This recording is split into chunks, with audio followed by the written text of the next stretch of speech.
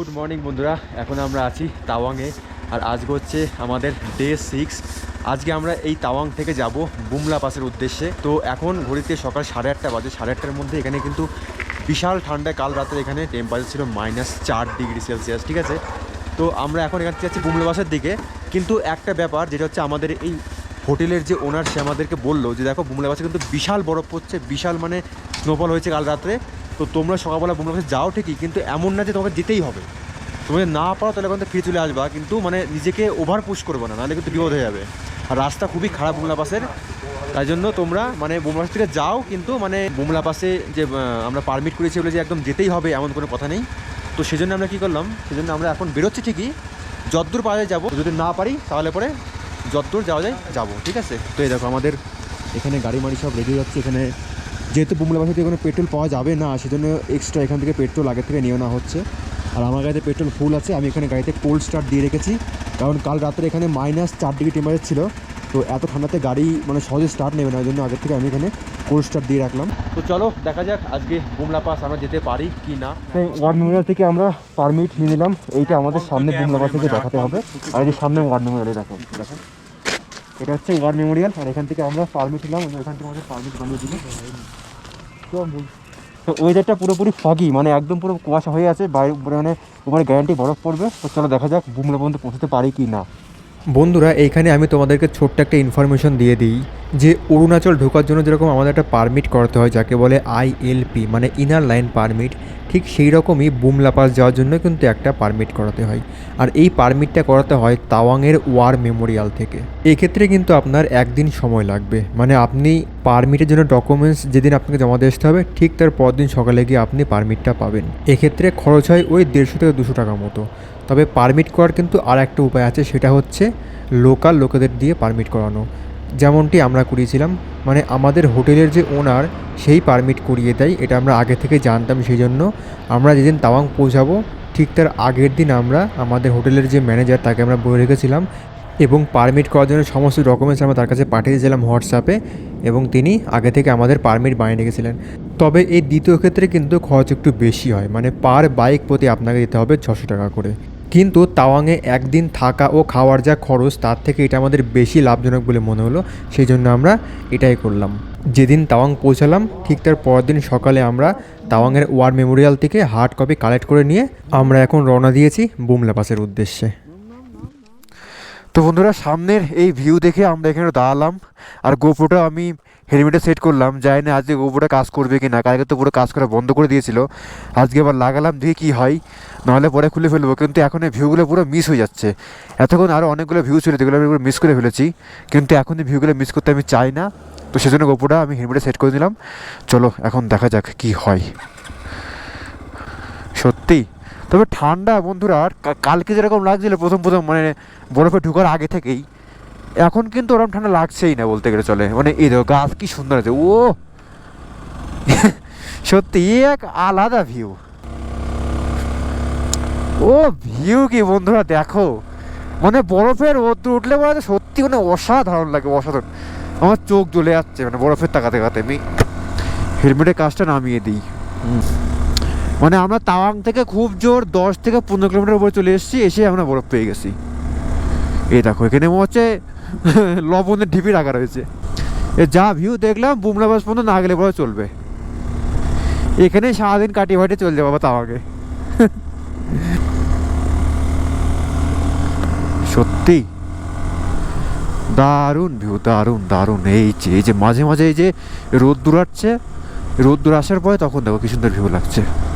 ও मस्ताना मौसम है रंगीन नजारा आज से जाने मन दिल है तुम्हारा। এই যে রাস্তায় বরফ জমে আছে না, এই রাস্তার মধ্যে বরফের হালকা একটা লেয়ার পড়ে থাকে। এবার ওই লেয়ারে যখনই গাড়ির চাকা ওঠে না, গাড়ির চাকা স্লিপ করে। তো এটা অনেকে বলে যে যখন বরফের মধ্যে গাড়ি চালাবা, মানে যখন সাইডে বরফ আছে, রাস্তা আছে, পিচের রাস্তা, তখন এখানে কিন্তু খুব সাবধানে গাড়ি চালাবা, কারণ ওইখানে ব্ল্যাক আইস থাকে। ব্ল্যাক আইস মানে কি, মানে এগোর দেখা যাচ্ছে সাদা বরফ, কিন্তু পিচের উপরে যে বরফ থাকে সে দেখা যাবে না, পুরো মনে হয় কালোই একদম। পিচের মতনই কালো লাগবে দেখতে, ওই জন্য হচ্ছে ব্ল্যাক আইস ওগুলোকে বলে। এবার সামনের জায়গা দেখবো, দাঁড়াবো আর ভালোভাবে কতগুলো ছবি তুলবো। বেটার লেট দ্যান নেভার, কত সুন্দর কথা। মানে কখনোই না ফেরার থেকে লেটে ফেরা অনেক ভালো। আমার হেলমেটের কাছেও বরফ জমে যাচ্ছে। এই মরেছে রে, সামনে ওটা কি? সামনে তো মনে হচ্ছে পুরো কুয়াশায় ঢেকে আছে। তাহলে কি ছবি কি এখান থেকে তুলে নেবো কটা? এখান থেকে তুলে নি ছবি কটা, বুঝলি? তো বন্ধুরা ওখানে ছবি তুললাম অনেকক্ষণ দাঁড়িয়ে। আর এই দেখো এখানে কতগুলো ইয়াক, অনেকগুলো ইয়াক এখানে। সব বুমলা এখান থেকে এখন প্রায় কত হবে, 20 থেকে 22 কিলোমিটার তো হবে এখান থেকে বুমলা। তো আমরা এখন কি করব, আমরা মানে ডাইরেক্ট বুমলা যাব। খিদেও পেয়েছে। আর বন্ধুরা এখানে একটুখানি যদি দৌড়াদৌড়ি করি বা মানে একটু কোনো খাটনির কাজ করি, মানে পুরো হাঁপিয়ে যাচ্ছে এখন। দেখো বন্ধুরা আমি এইমাত্র বাইক জাস্ট শুধু মিডল স্ট্যান্ড থেকে নামিয়ে ইয়ে করলাম, গাড়িতে উঠলাম, তাতেই হাঁপিয়ে গেছে এখন। দেখো আমার মানে পুরো হাফ ধরে গেছে একদম পুরো। সো মানে এইসব জায়গায় না একটুখানি খাটাখাটনি করলে পরেই ব্যাস হয়ে গেল কাজ। এই দেখো একটু করে রোদ ছিল, আবার পুরো মেঘ এসে পুরো ঢেকে দিয়ে গেল। ও ভাই কী জায়গায়, মানে সব জায়গায় সুন্দর। কোন জায়গাটাকে আমি মানে ইয়ে করবো বলো, একটার পর একটা সুন্দর। এই দেখো লেক পুরো জমে গেছে, এটাই বোধহয় সেই লেকটা। সত্যি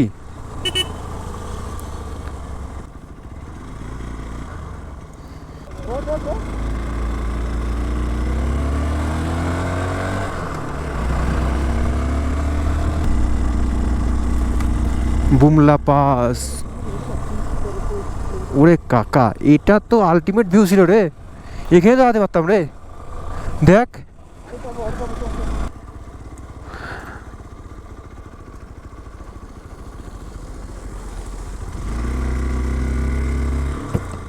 क्या करे क्या करे क्या करे जाए।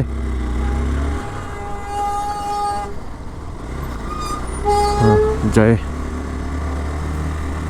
নাগুলা 1 কিলোমিটার। নাগুলা কি এই যে খুব রিস্কের জায়গায়। দেখো এগুলো কিন্তু কাদা না, এগুলো কিন্তু বরফ। এখানেই গাড়ি স্লিপ করতে পারে। আরে বাস,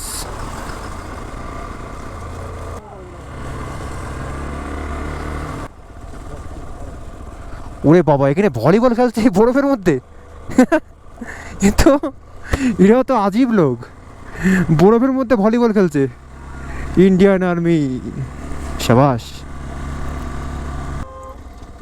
এটা কি দেখ ভাই, এ তো আলটিমেট ভিউ। সবসময় আলটিমেট ভিউ হয়ে যাচ্ছে আমাদের।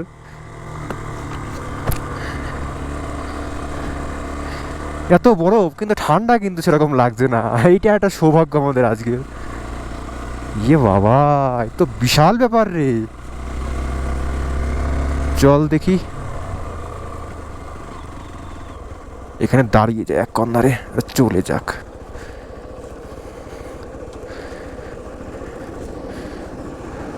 যাবে?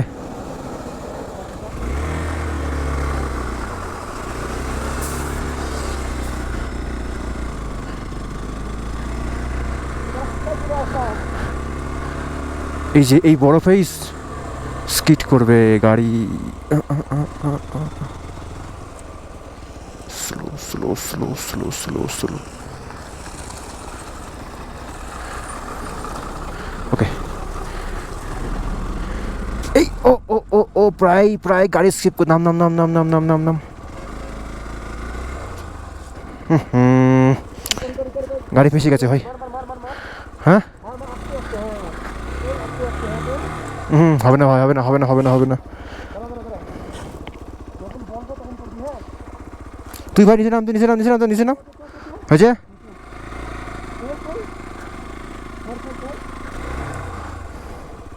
नहीं होगा भाई, নিচে নাম উঠবে না।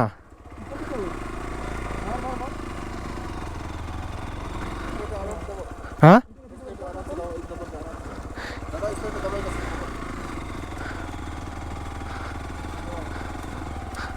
अरे बस, अरे बस हो गया, हो गया ना।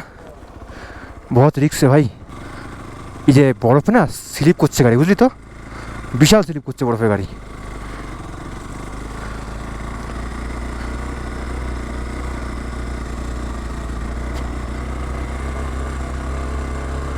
এরকম থাকলে সমস্যা নেই, ওইখানে সমস্যা ছিল। আরে কি মাছ এরা এগুলো!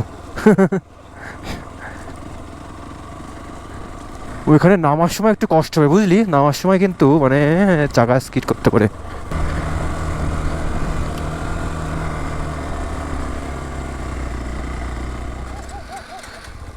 সো বন্ধুরা, আমরা বুমলা পাসের প্রায় অনেকটা কাছে চলে এসেছি। ও এ দেখো বন্ধুরা, আবার রোদ্দুর বেরিয়ে গেল। এই যে আরে বাস, চোখে কি লাগছে, চোখে বিশাল মানে রিফ্লেক্ট হচ্ছে। এই যে এরকম কুয়াশা হলে পরে তবে ঠিক আছে।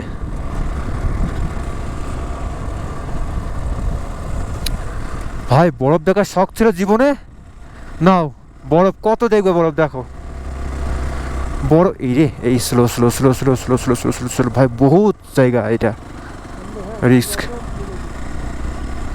এই রে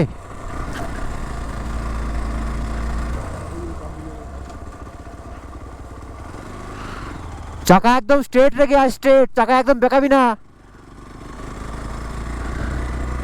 বুঝে এদের। ঠিক আছে, এই যে রাস্তার উপর বরফ জমে আছে, এগুলো বিশাল রিস্কি, বিশাল রিস্কি। একটু আগে তো আমি মানে আমার বাইক মানে আবার পড়ে গিয়েছিল আর কি।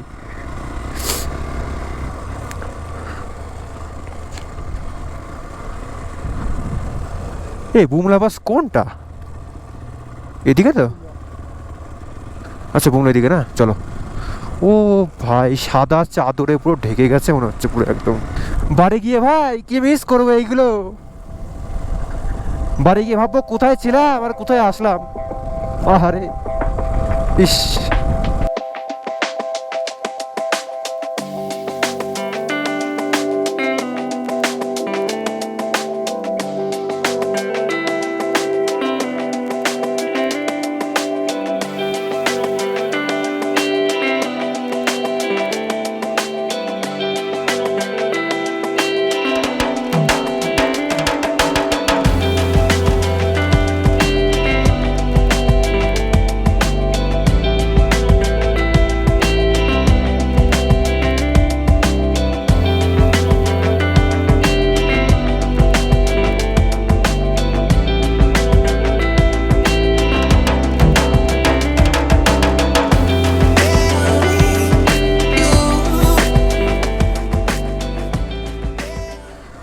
হ্যাঁ, জীবন সার্থক, জীবন সার্থক, জীবন সার্থক। ভাই কত ছেলে পেলে আছে, তারা বাইরে থেকে বেরোয় না, পৃথিবীর এত যে সৌন্দর্য তারা কেউ দেখে না। সত্যি তাদের উপরে খুবই মায়া হয় মানে এখন আমার। আমি তো কিছুই দেখিনি, এ তো কিছুই না, আর তো কত কিছু আছে দুনিয়াতে। এখন লাদাখ যাইনি এখনো, আরও কত জায়গা যাইনি, নেপালে কত জায়গা আছে। আমি এই দেখে আমি মানে পুরো মুগ্ধ একদম পুরো। আর তাহলে ওগুলো দেখলে কি হবে? তাই বলছি, যারা চার দেওয়ালের গণ্ডির মধ্যে কাটার ভাবো, এটাই হয়তো জীবন, এর বাইরে তো জীবন আর নেই। ভাই বাইরে থেকে বেরো, বেরিয়ে এসে এগুলোকে একবার দেখো। ভগবান তো তৈরি করছে এগুলো আমাদের জন্য নাকি, আমরা এগুলোকে দেখবো, উপভোগ করবো। তার জন্য ভগবান এত সুন্দর, এই যে এত সুন্দর মানে প্রকৃতি পরিবেশ তৈরি করছে দেখো। এগুলো না দেখলে আর কি দেখবে জীবনে? আমি তো ভাই খুবই লাকি।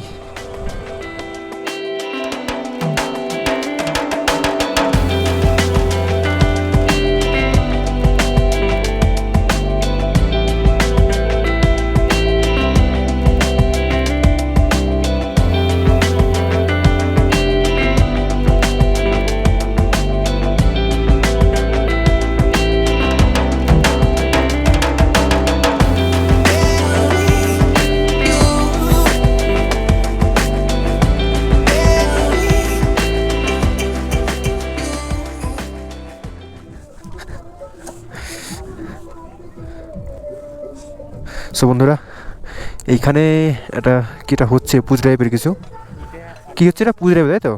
পুজো টাইপের এটা হচ্ছে, পুজো বা কিছু একটা খাওয়ার দেয়।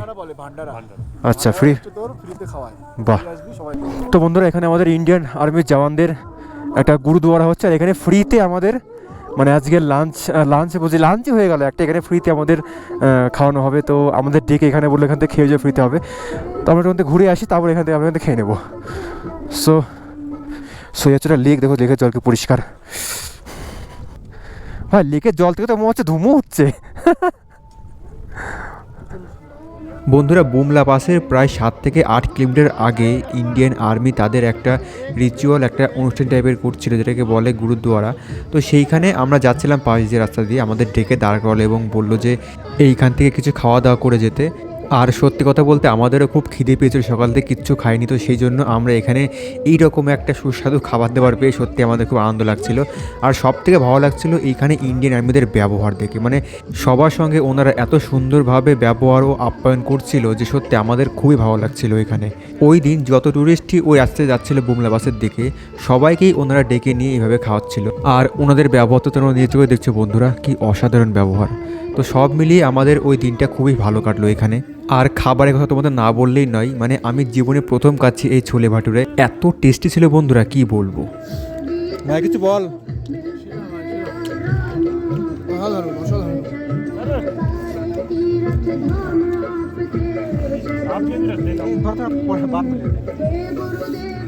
তো বন্ধুরা, এখানে আমি অনেকক্ষণ সময় নিয়ে একদম কবজি ডুবিয়ে পেট পুড়ে খেয়েছি, মানে এত সুন্দর খাবারের টেস্ট যে মানে আমি একটু বেশি খেয়ে ফেলেছি আর কি। আর যেহেতু সকাল থেকে কিছু খাইনি সেজন্য খিদেও ছিল বেশ।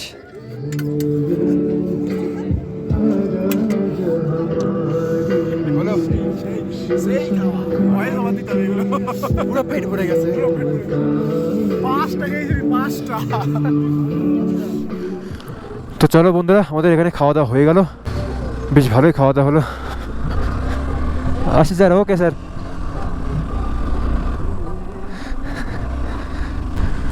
সত্যি বন্ধুরা, মানে কি বলবো, আমি এইখানে এসে বুঝতে পারছি, ওখানে চলে এসে বুঝতে পারছি যে মানুষ ইন্ডিয়ান আর্মিকে কেন এত শ্রদ্ধা করে, কেন এত ভক্তি করে, কেন এত ভালোবাসে। এইরকম একটা জায়গায়, এরকম একটা পজিশনে, মানে পরিবেশে যেখানে ক্লাইমেট এত হার্শ, এই পরিবেশে ইন্ডিয়ান আর্মি আমাদেরকে এত হেল্প করছে। শুধু আমি খাওয়ার এটা বলছি না, এর আগেও যে আমাদের কতভাবে হেল্প করেছে তা বলার নেই। আর এখানে আমাদের দেখো মানে কত খাওয়া দাওয়ার করালো। তাই বলছি যে ইন্ডিয়ান আর্মি সত্যি মানে স্যালুট। ওনারা এত কষ্টের মধ্যে থেকে আমাদেরকে হেল্প করছে, আমাদেরকে আরও সুরক্ষা দিচ্ছে, তারপরে এত কিছু করছে। সত্যি রেসপেক্ট এই জন্যই করে, মানে আমাদের পেট ভরে গেছে, আমি আর পারছি না, তাও এসে বারবার বলছে আর একটা নাও, আর একটা নাও, আর একটু ছোলে ভাটুরে নাও। মানে এগুলো তো ছোলে ভাটুরে, ঠিক আছে, মানে ওই লুচির মতো একটু শক্ত শক্ত, একটু বড় বড়, মানে মচমচে আর কি, ওগুলোকে বলে ভাটুরে। আর হচ্ছে ওই চানা মশলার মতো আর কি ছোলা। আর সঙ্গে ছিল গাঢ় দুধের, মানে একদম একটা সেই ওই সেমুই টাইপের, আর একটা ওই টক দইয়ের ঘোল টাইপের, ঠিক আছে। আর ছিল সাথে কিছু সবজি, আর একটা ছিল কি যেন, আর একটা হালুয়া টাইপের ছিল, একটা সুজির হালুয়া টাইপের ছিল একটা, হ্যাঁ। তো এত কিছু দিল, পুরো পেট ভরে গেছে, মানে পেটে আর মানে 1 ইঞ্চি জায়গা ফাঁকা নেই। এতক্ষণ খিদে ঠেলায় মানে বিশাল কষ্ট হচ্ছিল। আমি তো প্রথমে ভাবলাম মানে আমাকে দাঁড় করাচ্ছে, হয়তো কোনো চেকিং ফেকিং করবে, হয়তো কোনো মানে পারমিট টারমিট চেক করবে।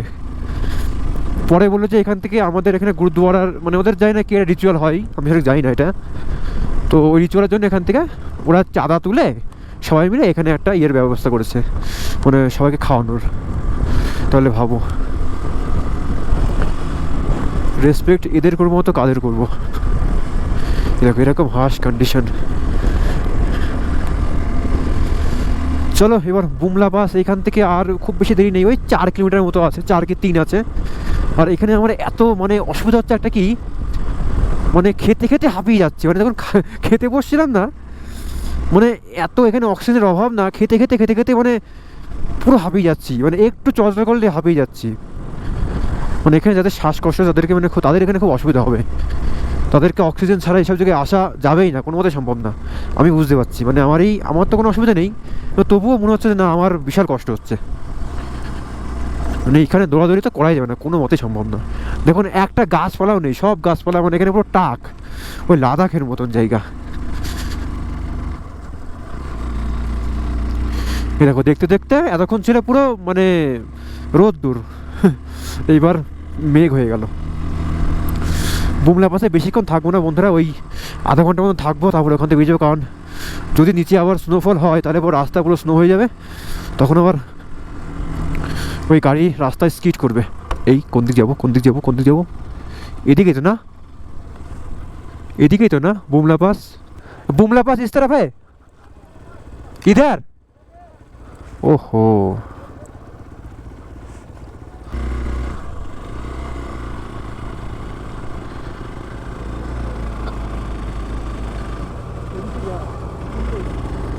এদিক দিয়ে তো বলছে।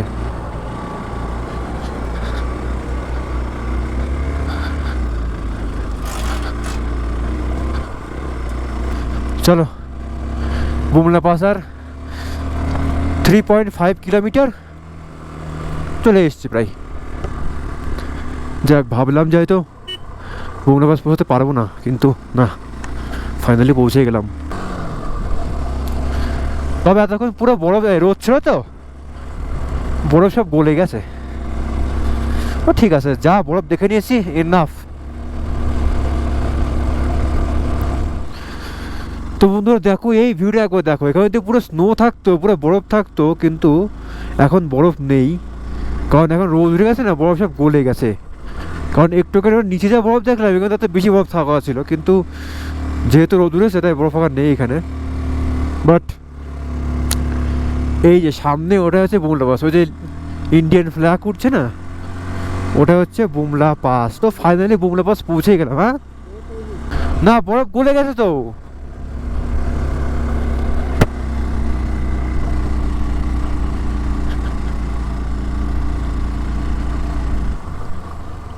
সো বন্ধুরা, এইখানে আমরা পৌঁছে গেলাম ফাইনালি, বুমলা পাস। ও ভাই সাহাব,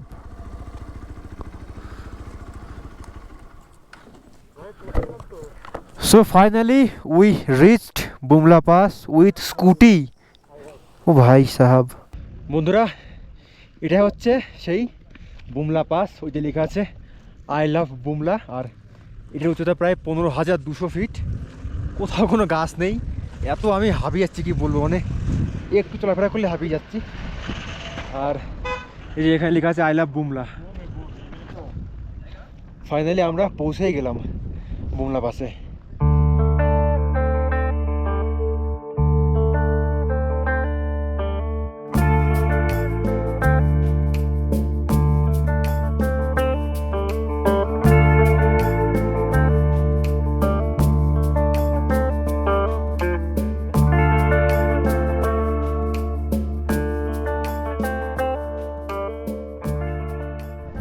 তো বন্ধুরা, আমরা মোটামুটি বুমলা পাসে প্রায় 1 ঘন্টার উপরে এখানে থাকলাম, ফটো তুললাম।